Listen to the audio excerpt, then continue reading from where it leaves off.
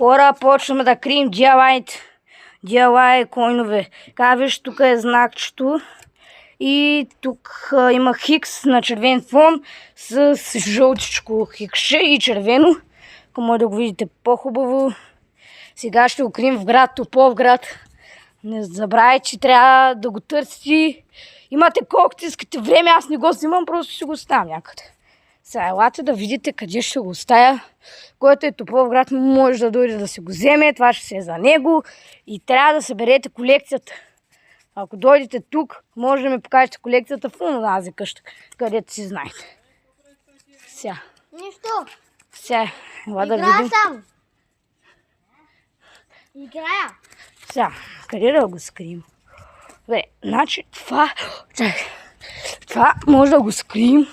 Място, дето не е толкова скришно, но като за първи лапкоин, това е канцел лапкоина, ще има и цепт лапкоина, но той още не е направен. Не лапкоин, ами DIY коин.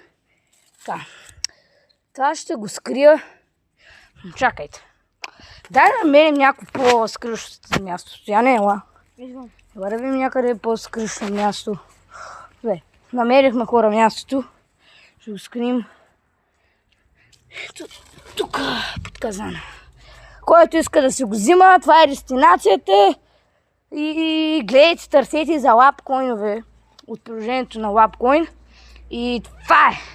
Това ще от видеото. Чакайте други част, де ще крием други лапкоинове, други DIY коинове и това е. Ай, чао!